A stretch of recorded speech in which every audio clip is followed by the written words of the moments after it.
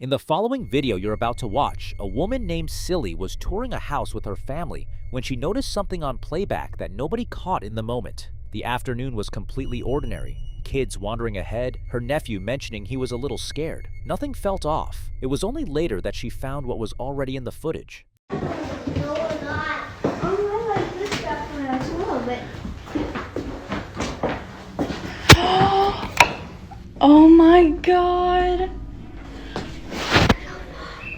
As the camera pans toward the bathroom, a deep, distorted male voice says a name, and it isn't coming from anyone visible in the frame, doesn't match any of the adults in the hallway, carries a strange electronic quality that sits wrong against the ambient noise of a house full of people. What makes it difficult to rationalize isn't just that a disembodied voice was captured, it's that it knew a name. Whatever was in that house had that information before the family introduced themselves, before anyone had been shown around, before a single room had been opened, before Silly's niece had said a word to anyone. In paranormal research, this is classified as an EVP, electronic voice phenomenon, sounds believed to originate from a presence that registers on recording equipment but remains completely inaudible to the people in the room at the time, which is part of what makes them so unsettling, because it means whatever produced that sound was never going to let itself be heard by the living. It was leaving a message for later. She went back through the rest of her footage and found a second one. Oh my god. Yeah, I'm scared of that. That's why I walked it. Bubby, you stay with us. I'm going down. Who's having this room? Ooh, it's purple. You want this room, Sally? It's Harry Potter themed. This time inside a room decorated in a Harry Potter theme, the kind of cheerful, familiar space that is supposed to feel like the furthest thing from threatening. A whispered voice cuts through just below clear understanding, something that lands close to "don't buy." She doesn't react to it in the moment at all, moving through the room completely unaware, which means whatever said, it wasn't directing itself at the people in the house. It was speaking directly into the recording, as if it understood exactly how it was going to be heard. In paranormal research, an EVP that delivers a specific instructional message rather than just a name or a sound is considered a step up in terms of intentionality. Not residual energy replaying on a loop, but something present, aware, and apparently with a clear opinion about whether this family should sign the paperwork. The Harry Potter theme is the detail that lingers because that's a child's room, decorated deliberately for a child, and whatever is in that house chose that room to deliver its warning, in a whisper, into a camera, to a family that hadn't heard it yet. So what do you think? Was something in that house trying to warn Silly away before she made a decision she couldn't take back, or had it already decided the family wasn't welcome before they'd even finished the tour?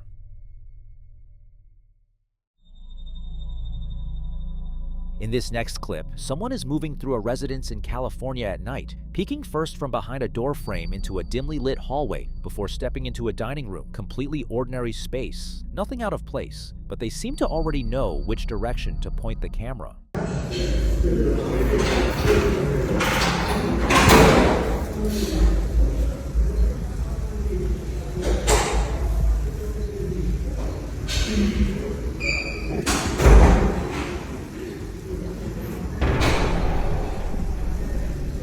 At the far end of the hallway, a tall, slender figure slowly peeks around the corner, pale, smooth, almost featureless, with dark indentations where the eyes should be. No nose, no expression, nothing that reads as human. It doesn't move, it doesn't advance, it just watches. The detail that cuts both ways here is the camera operator's silence. No audible reaction, no sharp intake of breath, nothing, which is either because they'd already seen it before they started filming, or because they put it there. Skeptics land on a mask almost immediately, and it's not an unreasonable position. But in paranormal research, entities described as tall, pale, and featureless, with hollow or absent eyes, appear consistently across cultures and across centuries. What some traditions refer to as a fetch or a hollow, a presence that hasn't fully constructed a human appearance, wearing the shape without the detail, as if whatever is animating it has never needed to look like a person from up close before. The stillness is what people keep coming back to because a mask in a hallway is a prop, and props don't decide when to peek around a corner. So what do you think? Is that a costume waiting for a reaction that never came, or something that was already standing in that hallway before the camera got there?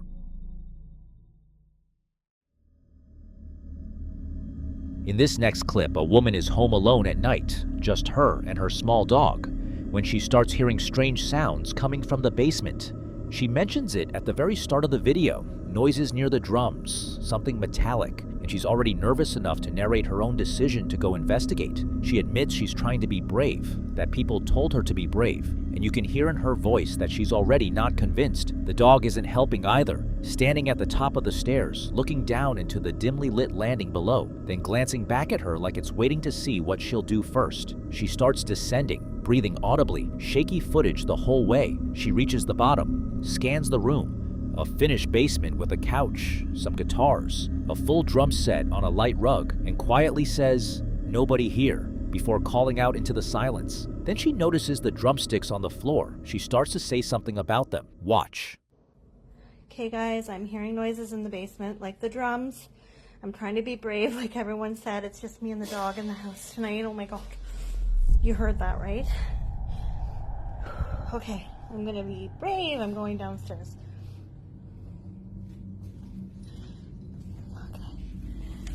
Okay.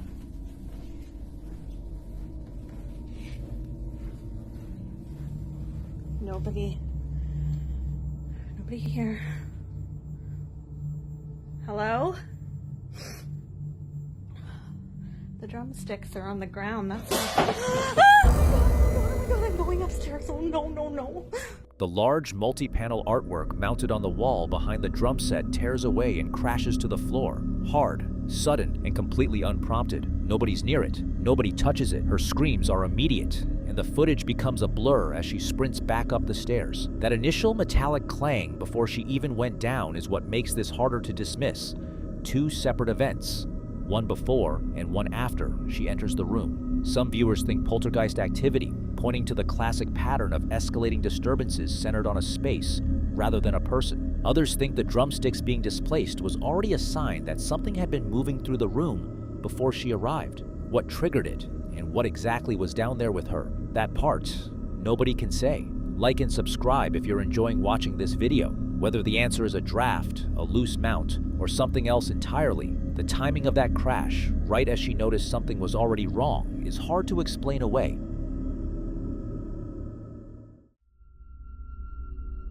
The following clips all come from the same apartment, captured on the same Ring security camera, and taken together they build a picture of a space where something seems to be making itself known in the most quiet, deliberate ways. It starts in the bedroom, daytime, bright room, a woman sitting on her bed, completely absorbed in whatever's in her lap. Everything looks exactly as it should.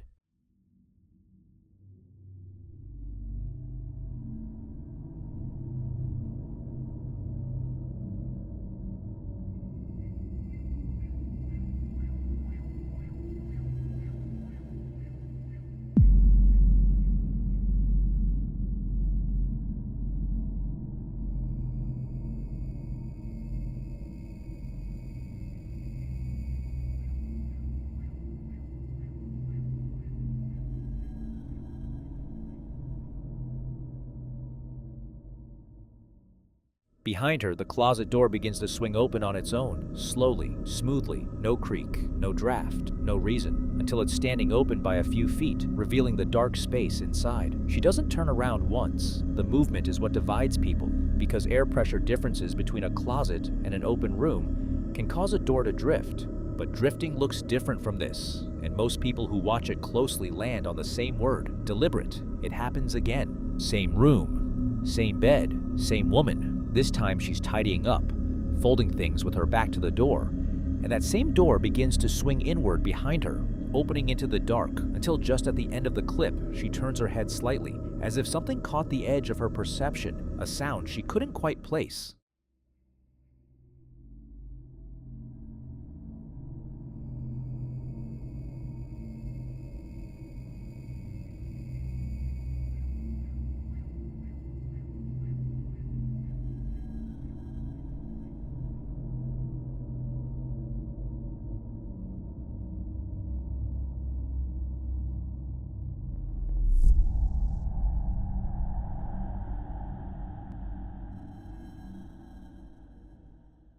The door was fully closed before she turned her back on it. Then the night clips start, and whatever this is stops staying in the bedroom. The room is empty, lit by a single lamp. Hallway completely dark beyond the open door, and two sharp, firm knocks ring out clearly from somewhere off camera. From elsewhere in the apartment, her voice answers immediately, completely naturally. Yeah? She thought someone was there.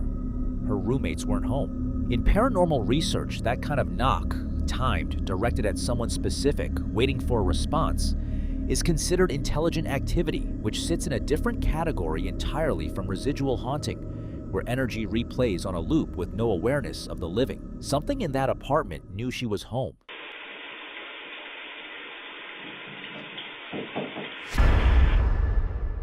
Yeah? When you hear a knock on your door but you didn't know your roommates were not home. The fourth clip is different from the rest, and it's the one that's hardest to watch without feeling something. The woman comes home from work 1 week to the day after losing her dog of 10 years, her best friend, who passed suddenly and traumatically in the hallway of this same apartment. As she passes the cabinet where she keeps his photo and paw print, she says, "Hi Bubbers," out loud. Just quietly, the way you do when grief is still sitting right on the surface. She moves down the hallway and one of the Harry Potter floating candles, installed the night before he died, manual switch, no motion sensor, only ever turned on by hand, clicks on by itself.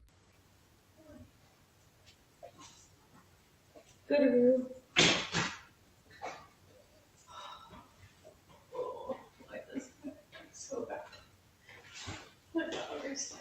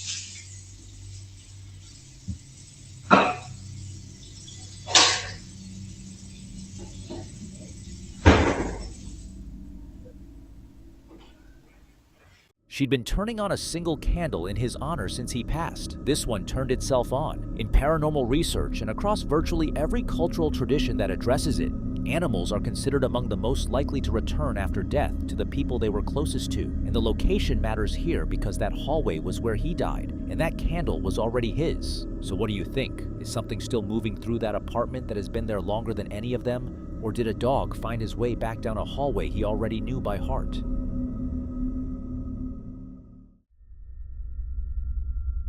This next clip was recorded inside a house at night. A man in a white t-shirt and a teenage boy making their way up a dark tiled staircase after hearing loud metallic banging coming from somewhere above them. The cameraman stays behind and you can already hear him urging them to turn back, telling his uncle he doesn't think they should go. The man calls out asking who's there, but the sound has already stopped. They reach a landing and find a green metal door with a padlock that the man insists he locked himself. Watch. ये कोई बहुत तेज मामू मुझे लग रहा है हमें नहीं जाना चाहिए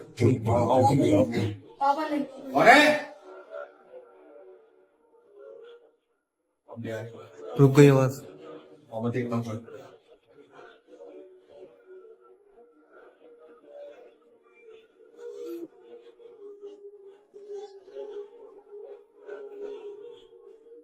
यहाँ तो कहीं लगी है ये आवाज कैसे आई है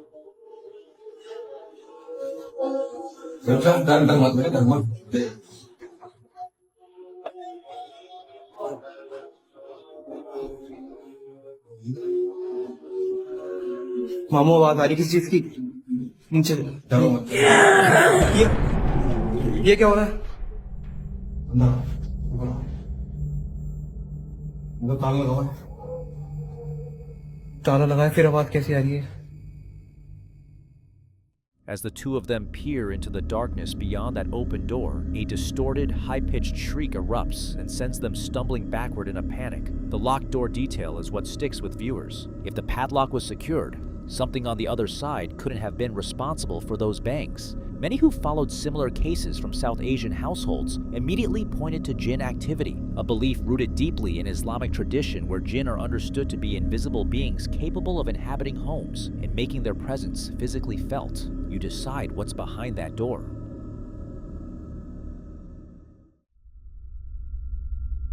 This next clip was filmed inside the Hospital Regional de Encarnacion in Paraguay, a busy medical facility where, according to the person who captured this, the hallways don't always stay as quiet as they should. The corridor is completely empty, no staff, no patients, no one near the wall-mounted biometric keypad at all, and yet something keeps triggering it.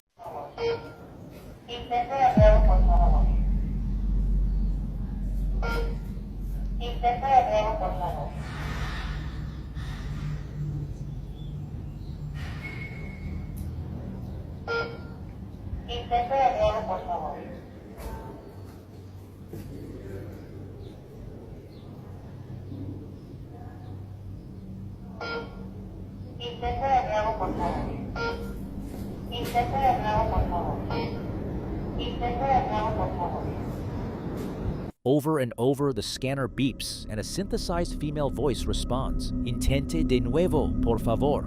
Try again, please, as though something unseen is repeatedly attempting to clock in and failing. The paper pamphlet hanging nearby sways erratically with no visible source of airflow. Some believe it's a residual presence, an energy still trying to carry out a routine it followed in life. Skeptics point to an electrical fault causing the device to loop, but if you listen to how consistently that voice fires back, each attempt met with the same rejection, it's hard not to feel like whatever's reaching out isn't ready to stop trying.